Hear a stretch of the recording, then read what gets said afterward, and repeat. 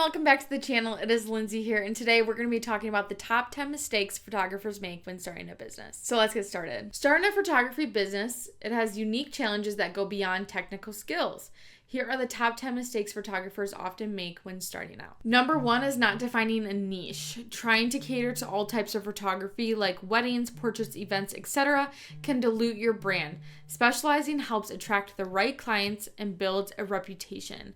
Now this I agree with, but I also disagree just a little bit. I do think it's important to have a niche at what you're taking photos of, like people, animals, nature, all things like that. But I also do think in the beginning it is important to broaden what you're taking photos of and challenge yourself in different genres. Obviously, if you want to take pictures of people, take pictures of people, but I don't think you need to seclude yourself to just weddings, just events, or anything like that, especially in the beginning. I'm someone who mainly does portraits, but I will do events here and there. So pick your niche, but also be open to new things. Number 2 is underpricing services. Many photographers undervalue their work, thinking it'll attract clients.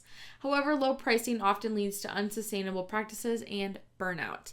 Now this I am guilty of. I did this in the beginning. I undervalued my work and I charged very little money and I wasn't profiting anything. Obviously, you have to take into account the quality of your camera and the experience that you have, so don't go out and charge $1 million because you may not have a really high advanced camera and your skill level.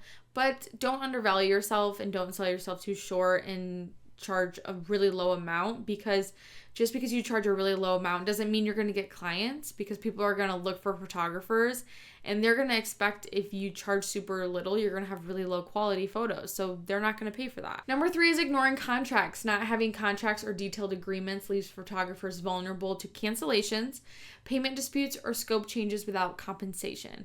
This I really struggled with because I would have people pay for my highest package, my highest session, my longest, my most expensive, and then they'd cancel on me. And in the beginning, every penny counts. And even to this day, every penny counts. That's why you have a business, is to make money. And you rely on this money. And if you think you're going to get it and then they cancel, it's not a great feeling. So having things like contracts so that they at least have to pay you some sort of amount even if they do cancel, or having non-refundable deposits so you do get some money if they do decide to cancel. Number 4 is neglecting marketing efforts. Relying on word of mouth alone isn't enough. Skipping marketing strategies like social media, SEO, and networking hinders growth and client reach. This is obviously super important because this is your clientele. This is how you're going to make your money. And word of mouth, like this says, is not enough by itself. Obviously, word of mouth is great. You do get clients from that, but it's not the most important thing in my opinion. I think social media has changed so much for businesses, especially photography businesses. And most people go to social media to find photographers or other businesses. And posting on Facebook and Pinterest and Instagram, putting your portfolio out there is a great way to build clientele and to book photo shoots. Number 5, poor financial management. Mixing personal and business finances, not budgeting, and failing to account for expenses like gear, travel, and taxes can create financial stress and complications. This was a big one for me starting out as well. I didn't take into account props, gear, travel time. I would have photo shoots where I was charging such little amount and I was traveling an hour away. So by the time I put gas in, my time, I was profiting like $10, and that's not a way to grow a business. You grow a business to have money, and that is not cutting it. So if you're traveling far, make sure you charge a travel fee, only going a certain distance. Also, if you have props, you have to keep that in mind as well. If your normal sessions are X amount of dollars and now you have a session with a ton of props, you need to probably charge more because you're spending more money on the session. Number 6 is overlooking client communication. Poor communication regarding expectations, timelines, or deliverables can lead to misunderstandings and dissatisfied clients. Now, communication with your client is so important. You guys have to make sure that you say all your expectations and they say all their expectations. Your client might think that they're getting 100 photos back, but you're really only giving them 5, or they think their photos will be done in a few days and it takes you a few weeks. So before anything is booked, paid for, make sure you tell them all the information that they need, ask them if they have any questions, and you will learn how to tell them these things as time goes on. You'll learn, but make sure you guys keep communication open and tell them all the information. Number 7, not investing in professional branding. Amateur logos, inconsistent editing styles, or low quality portfolios can give a poor first impression, potentially costing valuable clients.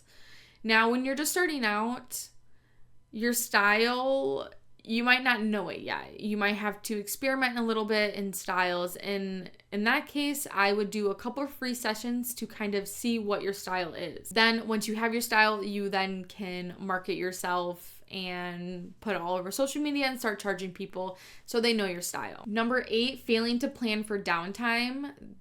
This is a big one.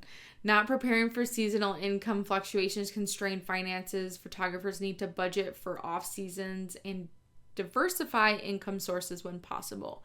This one I had to get used to.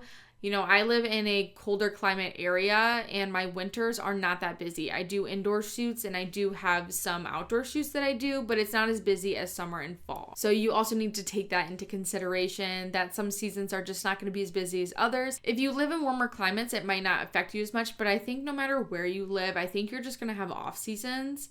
So it's important for you to budget out and get your way through the off season. Number 9 is ignoring feedback and continuous learning. Staying stagnant in skill or ignoring client feedback limits improvement and can lead to negative reviews or fewer referrals. Now, this one, it's hard because when you have people criticize, it's not a great feeling. If you put, 110% into your work and people are not satisfied, it's not a great feeling. But you have to remember, you cannot please everyone, and sometimes your work just isn't enough for someone, and that is okay. Now, there are people that are nice about it and give you nice little criticisms, and try not to take them to heart because some people are just trying to help, and this will actually help you, believe it or not. If you have clients give you a couple critiques and then you take those critiques into your next session, it might make all the difference. That client might end up coming back to you. Who knows? So it's not always a bad thing to get critiques. So just learn from them and grow from them. Number 10, not building a clear workflow. Inconsistent or unorganized processes for booking, shooting, editing, and delivering work lead to inefficiencies and client dissatisfaction. Staying organized is always so important with anything you do, but especially photography. Staying organized with bookings, make sure you have it on a calendar. Everything is organized for you. You know when their session is going to be and you don't miss it. Also with shooting, staying organized with shooting, being flexible with it. Not everything's going to go the way that you want it to, especially with kids or babies. So you have to kind of go with the flow, make the best of it, and keep it an enjoyable experience for everyone. Next is editing, staying organized with editing. Make sure you're not missing any photos.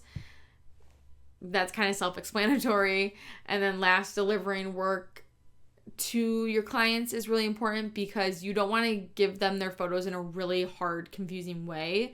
If it's like a Google Doc link with like all sorts of stuff like that, they're not going to come back to you because it's hard getting their work back. It's hard getting what they paid for back. So make sure you give them their photos in an easy way. Starting with a solid business foundation, clear workflows, and attention to client experience can help photographers succeed long term. Thank you guys so much for watching. I hope you guys enjoyed the video. Hope you guys learned something.